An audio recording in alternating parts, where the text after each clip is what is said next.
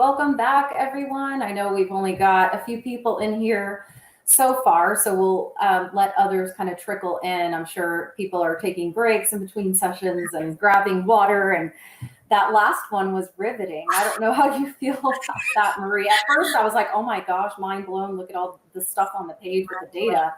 Right. But the conversation was so just interconnected with everything we've been talking about. Absolutely. It's all interconnected. I'm like, okay, great. I can skip over AI. And we can get to some, so I was like kind of rearranging some of my stuff. And actually this is going to be a little different than the last one that I did at WIDA earlier. So this is going to be awesome too. So if you want to go to the YouTube videos, the playlist for WIDA. I think mine is on there now. And you can see the very first presentation. And then this is going to kind of touch on some of the stuff from last time, just to kind of review, but kind of really get deeper a little bit into how can we use this information in education as our why, and then how can we use this in L&D as far as, you know, this next industrial revolution. I know that a lot of people in the last session were talking about equity, and so yes. I am focused on equity, especially how it impacts marginalized communities, including our rural areas. And you'll be able to, I also placed in kind of like what our learning should kind of possibly look like going forward. So if your kiddo's class isn't really doing that, you can start talking to parents. But yeah, really putting things in a project-based mindset. So I'm excited to share a lot of this with you. I love this, and I'm kicking it right off to you so that you can get started with the valuable pieces that you're going to be sharing. We have roughly 13 people and more being added to the session.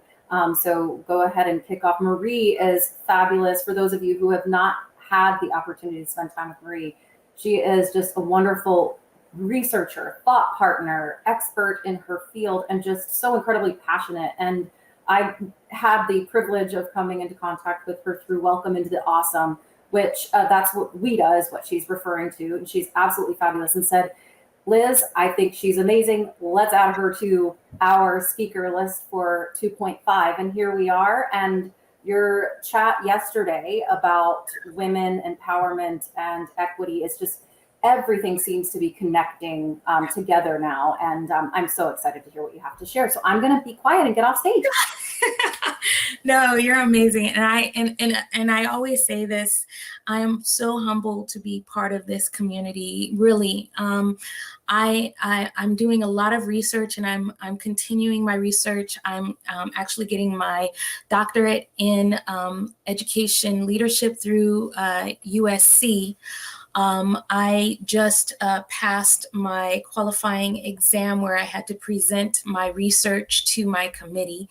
And what's amazing is that they're like, this is very important work that I'm doing. And I've told my committee that I really want to be an authority in this area as we're looking at the fourth industrial revolution and taking a look at these digital divides. And what I'm going to talk about today is really kind of the connection, because the digital divide did not just happen in the 60s when the computer came along. It's happened, and I've tracked it all the way back to antiquity.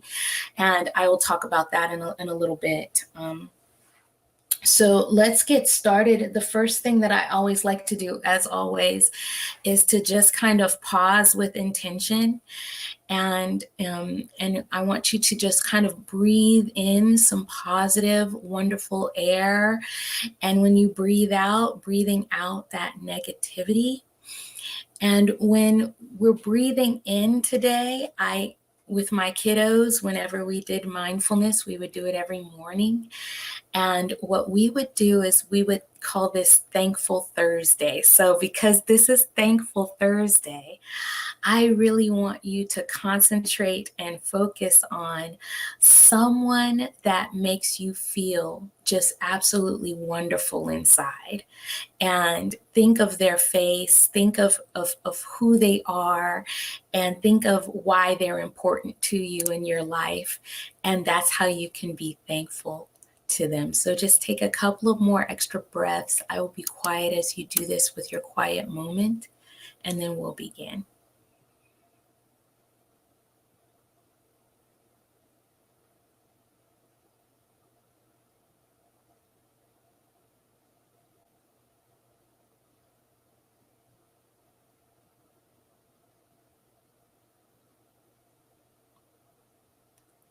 And go ahead and take one more breath. Let this breath fill yourself up with joy and positivity, and then bring that breath out slowly, slowly, slowly, because we have a lot of information to cover today. And I want to just thank Renz for his wonderful, wonderful talent and his wonderful communication as he taught us more about artificial intelligence. And I usually have a poll or something like that, but I just wanted to kind of jump into what we're going to be doing and try to get through as much information as possible. What I want you to do is hopefully gain understanding on the future job market and evaluate how technology, including AI, will impact your organization and industry. And so I would just like for you to kind of reflect on a couple of these ideas as we go through today. I don't have more of a workshoppy. This is going to be kind of information heavy as well. But I've included a couple of examples of where I'm coming from here. So let me back up to myself. I'm Marie Martin, and I told you a little bit about me before. I am a mother, I am a wife, I am a caretaker of 2 elderly parents, and I'm also an educator, but I'm also a change agent. My focus is on equity. My specialties are in problem-based learning and also community accountability, because I feel as if I've been trained in project-based learning through BIE, which would be Buck Institute of Education. Now it's called PBL Works. And I am actually trained as a coach in PBL.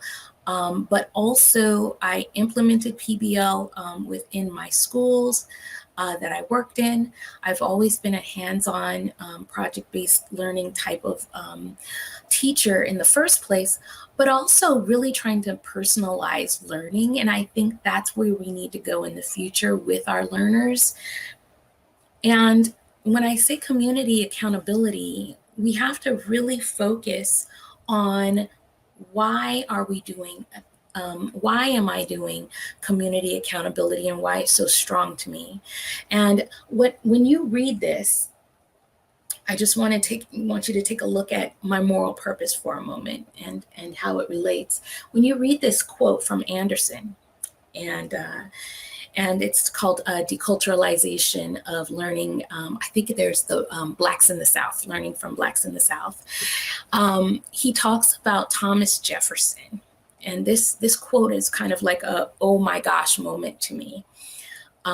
He talks about Thomas Jefferson and how he was the first to propose public education back in the 1700s in Virginia.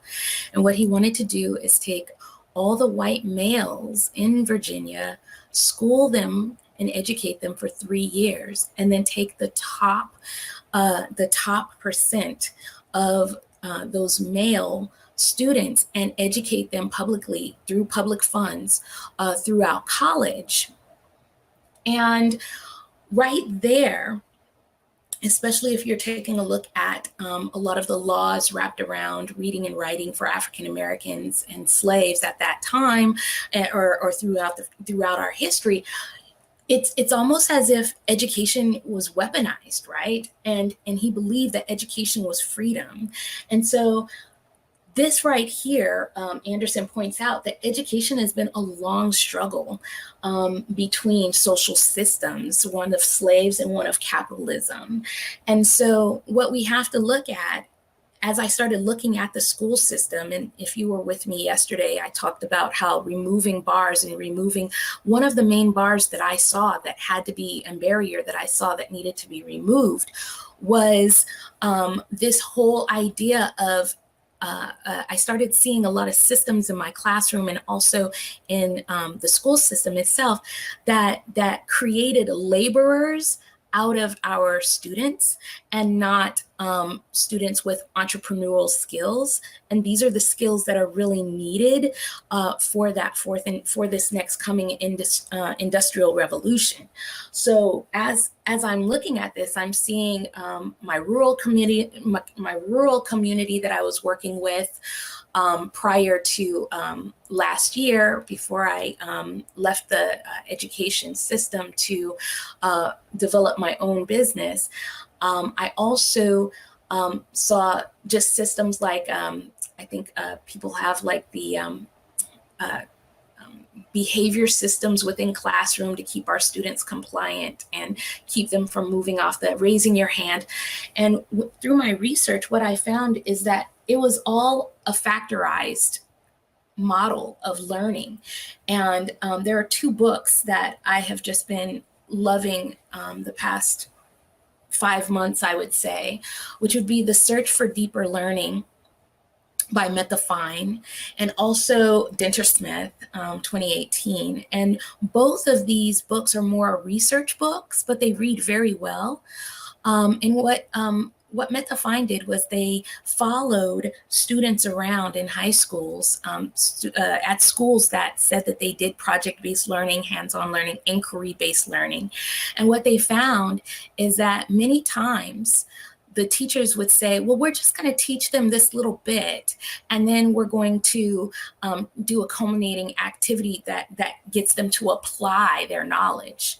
Unfortunately, that large activity never came. Sometimes they were following kids around for 6 to 8 weeks. The teacher didn't even know how long they were staying. That was an ethnography. Dintersmith went around the country as well and looking for innovative schools and he really talks about the factorization of learning and how the school system tied itself right at the turn of the 20th century to the second industrial revolution. So that's where a lot of the bells come from, the scheduling, the hands raising, because what they have done is they have turned our children into factory widgets in order to get them prepared for factory work. Unfortunately, factory work is going to be waning down, and new technologies are shifting in order to, into this digital age and also into this fourth industrial age, where students are going to need to be flexible. They're going to need to have communication skills, networking skills, and more entrepreneurial mindsets as they go into this next industry. Unfortunately, students who are within affluence, well, not unfortunately, fortunately, some students in some schools, more affluent public schools and also private schools, are getting this type of mindset, which is what we're talking about, right? And then what they found, and it was to each author's surprise in their research, is that there's some inequality and unequitable practices. Most schools that cater to a diverse population of students are mostly stuck in our testing system and trying to do well on the test. And so therefore they use coercive measures in order to do this. And they also try to have all of these different mindsets where they're just trying to teach to the test, meaning one, they're not getting all of the curriculum. They're only getting curriculum that's going to be tested. And two, they're not getting that deeper learning, that project inquiry-based learning, which includes and is enhanced by technologies. And this is what we saw last year within COVID, where students just weren't coming online. They were not these digital natives that we thought that they were. And it was mostly because of the digital divide, yes. And as you heard me talk about the 3 digital divides, there would be the digital divide of not having a device and an internet.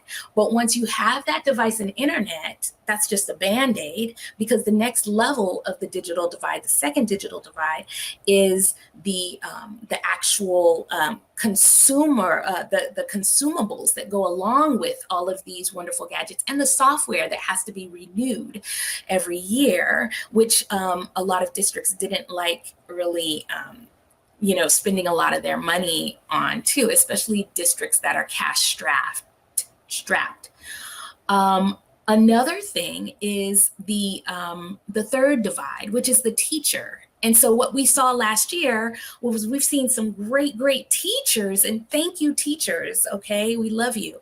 But a lot of the teachers were not they were not adapting to the technology. They weren't using technology. And so now a lot of tech companies are trying to find, how do we keep tech in our classrooms? And how do we keep teachers moving forward in technology? Because this is going to be such a technological driven world going forward. And that teacher has that knowledge to allow that student to use technology in order to produce. For example, I think of my dad with his smartphone, right? And my dad uses his smartphone to play games.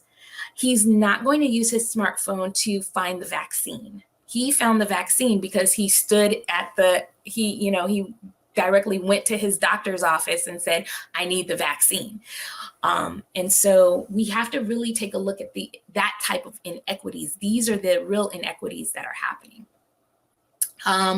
I've had to talk to Microsoft about their innovative schools. That was one of the fights I had earlier this couple of months ago. But these are the things that we're taking a look at, and things are not equal, but that equality, that equality can be fixed. And I'm looking at my time. I can get off track, so just love y'all. I'll try to go a little faster but slow.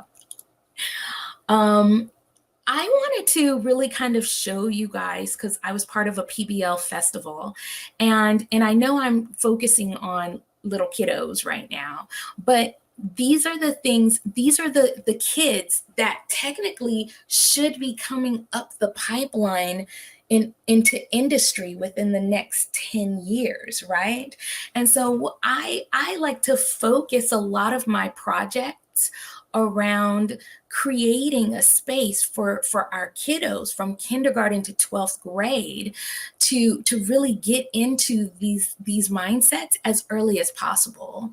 Another section that I need to do as well, that I try to focus on, is trying to create plans for skilling and reskilling and upskilling their parents, right? Because you'll see in a moment what's going to be happening in the job market for our parents, and what needs to happen in order for them to be okay within this next industrial revolution. But I just wanted to show you a quick snippet, it's only 2 minutes long, of a project that I did. This was after I found my moral purpose, and how I added an entrepreneurship skill. This was a joint partnership that our school had with Joshua Tree. The whole school did some type of project with Joshua Tree National Park up in Yucca Valley. And what we did was, kindergarten was, we took art and we took a look at the artist community and how the artist community impacts their community.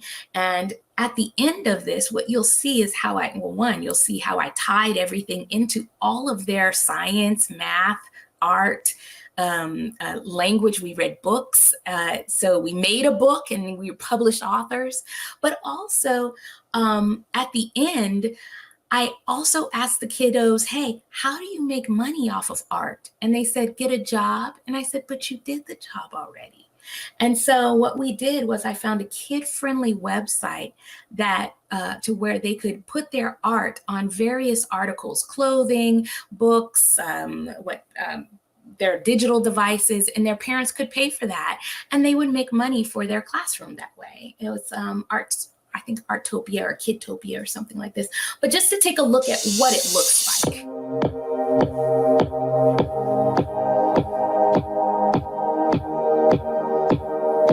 Thumbs up if you can see and hear okay.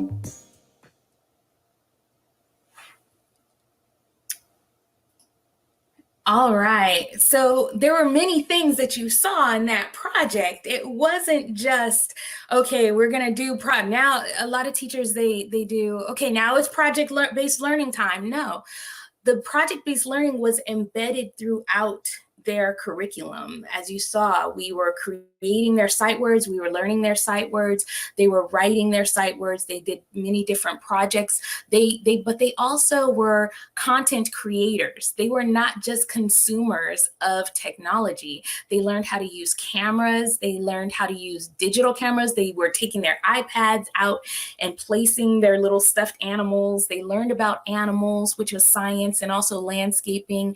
There was many different art perspectives that we talked about that related to their math concepts.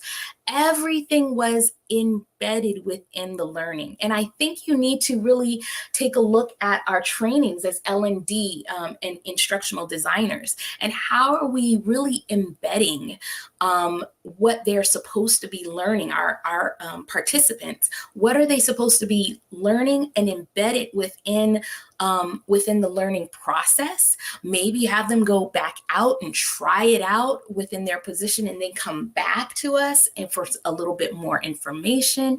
How are we integrating different concepts, and how are we using technology to enhance the skills? And I think a couple of days ago, there was the difference between pedagogy and andragogy, right?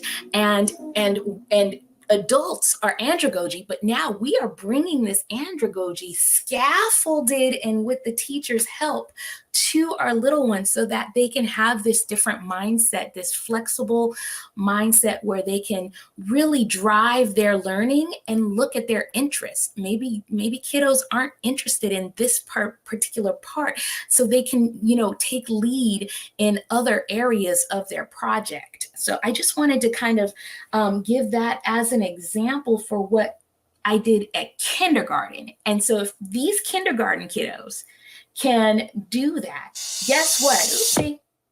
If these kindergarten kiddos can do that, what are the possibilities for our adults, right? There's a lot of possibilities. And I had grandmothers coming up to me when they saw this video. This video plays in Joshua Tree National Park as well. But grandmothers were like, if I only knew that I could be an artist from an early age and make money from it, I probably would have been an artist. And it's because you don't know what you don't know, right? So here we go. World Economic Forum job report just this last December. We've got 2025 people. That's in about 3 years, right? But it's happening now. There's a transition happening right now where 85 million jobs worldwide will be eliminated to technological unemployment. Okay, 97 million jobs will replace those jobs, but it will be a combination of the algorithm with human labor and part robotic machinery, right? And so those who are not trained right now will not have the jobs of the future. If you are not technologically savvy and know how to create and produce with technology and use it in a project-based way, how are you going to be ready and acceptable for this next coming job market that is coming up? And I have a theory, and I'll tell you why. I have a theory that the communities who are going to be hardest hit by this will be our communities of color, communities who have always been marginalized within the different industrial revolutions. And let me tell you why. So what I have been doing in my research is I have been looking at the past. And so I'm looking at current research. Current research says that there are two possibilities going into the future. There's going to be this, oh, boom is doom, and oh no, it's going to happen and everyone's going to be without jobs.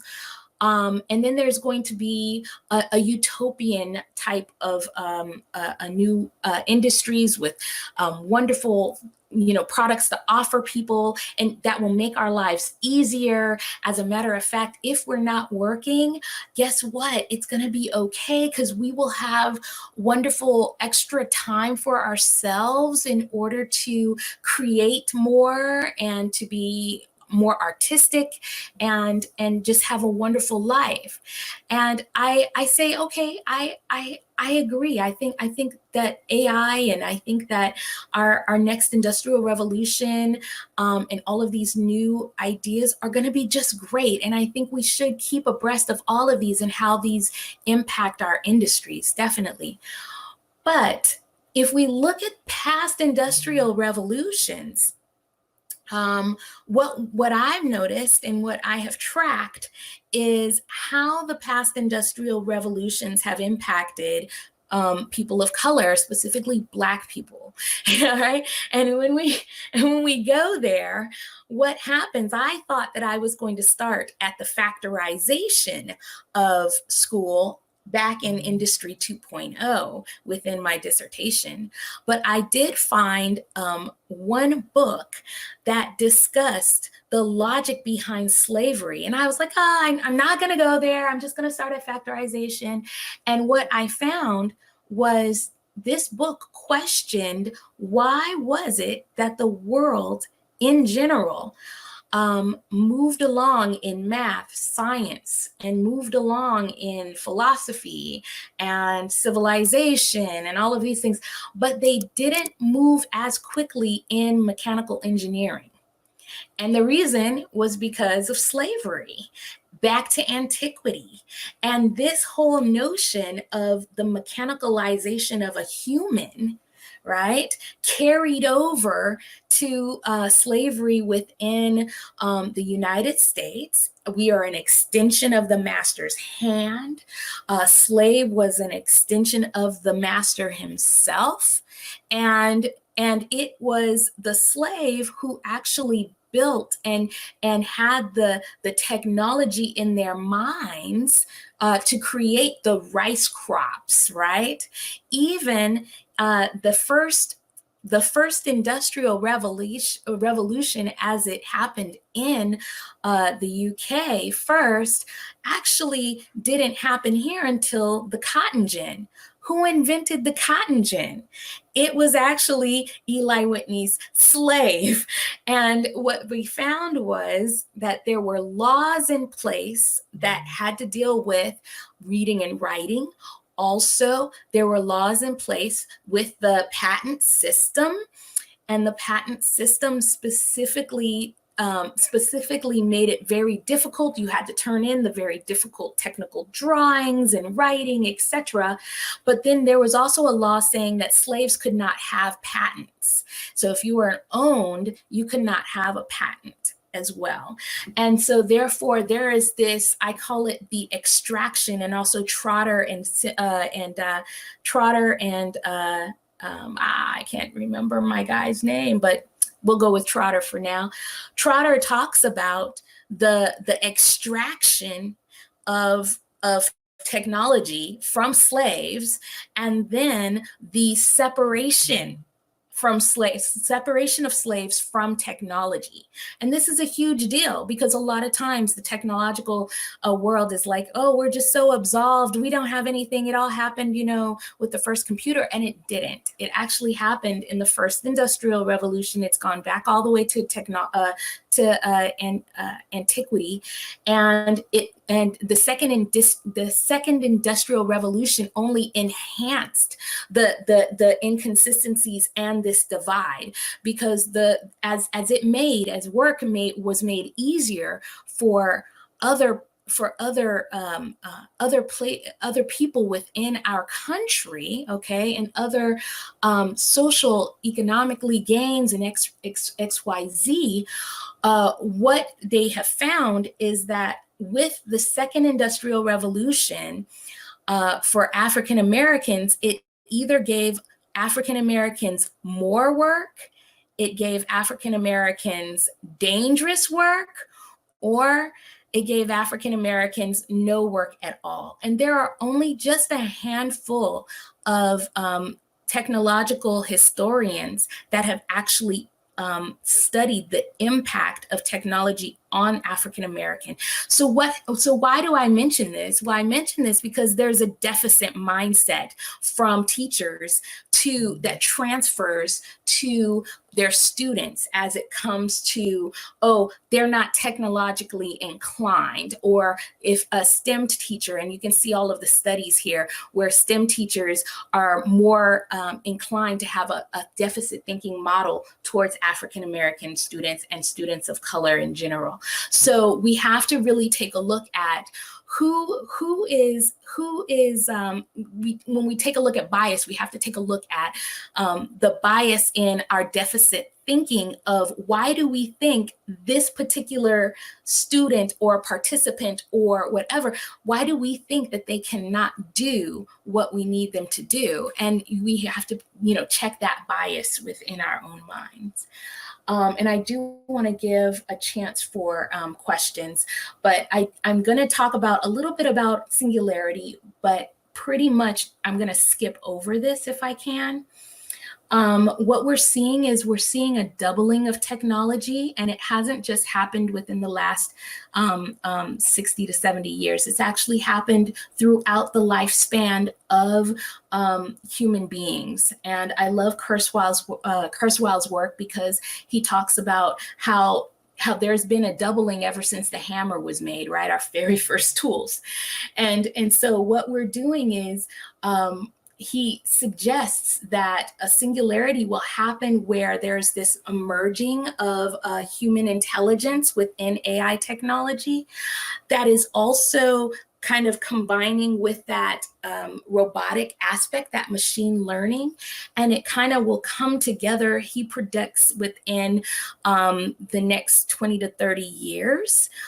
So that would be by, like, he predicts it will be around 2030, but we'll start adopting it around 2040. But one thing he's talking about is we have seen a doubling, and with this doubling, and I just want to have you wrap your mind, this is how fast technology is moving right now. With this doubling, what we're finding is that he predicts that within the first 25 years of this century, which would be up to 2025, we will see a 100-year advancement in technology. Now, I don't know about you, but my daughter's asking me questions, and I'm like, yeah, I just had cable, baby. And now look at all that we can do. He predicted that by 2025 to 2050, that we will see a 200-year advancement in technology. Between 2050 to 2075, we will see a 400-year advancement in technology. And between 2075 and 2100, we will see an 800-year advancement in technology. And I think that we have to talk about how quickly our technology is moving at this time. I would have showed you AI, but we already talked about AI. We already did AI. But even though he's saying that there's like a lot of creativity, there's not a lot of creativity at the moment. There is creativity when it is trained and when it is learning. And so therefore, we have to see how to harness its creativity. What you have is you have how quickly it learns, but also when it does learn a skill very well, AI takes it to another level and thinks of ways totally differently than any human would have thought of in order to advance or, say, win the game, et cetera, et cetera. And so we really have to take a look at how can we use the power of AI within our field or within our industry, within our organization, to really, with human help right now, to really accelerate learning and accelerate advancements in ideas and creativity and innovations for our organization / what we have. So this right here is kind of like from the wheel, from physical labor. Everything was all about physical labor at first. And then now we're getting to the point where with Industry 4.0, we have to take a look at what type of labor is going to be mostly valued? Precision expert work, for one, which would be the physical labor, right? But then our creativity and critical thinking is very valuable and important. And then the ethics, the purpose, the relationships. So I think somebody in the last session asked, how are companies really trying to figure out a way to diversify and try to make sure that there's not a lot of bias in AI? And I can tell you just from working with Microsoft, but also seeing a Microsoft ethics person who trains AI, they really take a look at diversifying the people who are training their AI technology. Will that happen with every company? I don't think so. But I think that when we're looking at what we're going to be diversifying, we have to diversify the workforce, the trainers of the technology, in order to harness the, how do I say this, in order to really focus on not having that stronghold on there. And so this is just from Pew Research, and just talking about some of the jobs that might be affected and impacted by an economic singularity, which would be that technological unemployment that I'm talking about.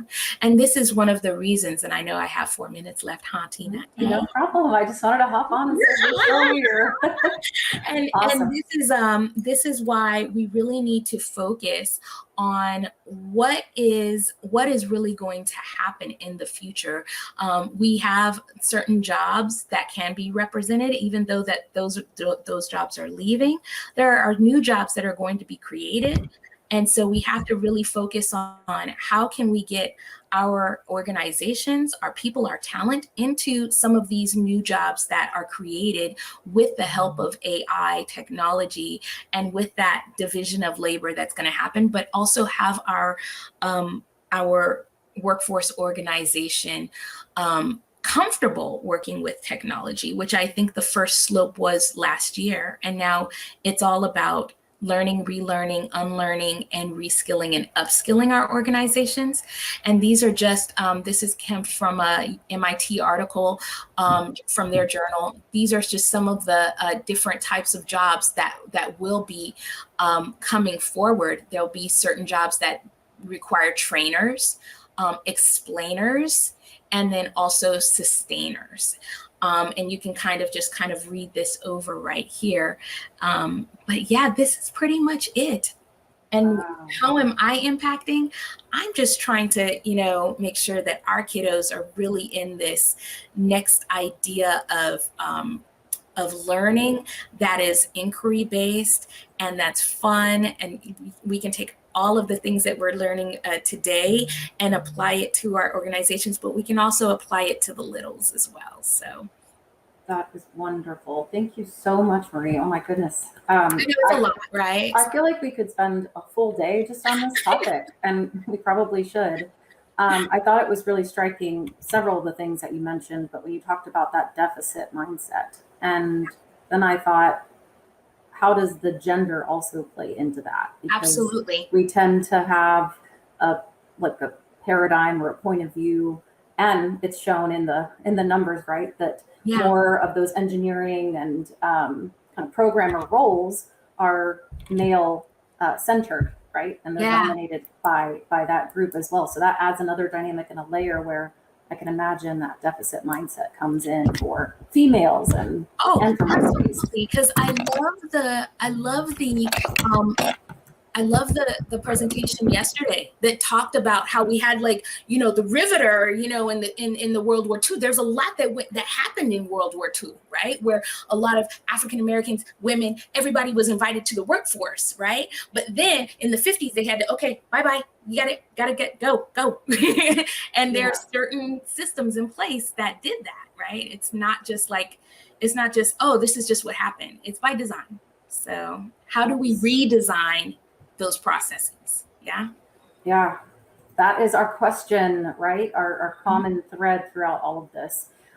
Speaking of questions, and I know that we are going to be hopping off to the other session, but if anyone has questions, and I see Kath, thank you for pasting that link in the chat. I've pulled it up. That's really interesting and cool. I'll take a look at that. But if anyone has any questions, Marie, are you going to be hanging around for any additional sessions? Yeah, I will. Awesome. Definitely.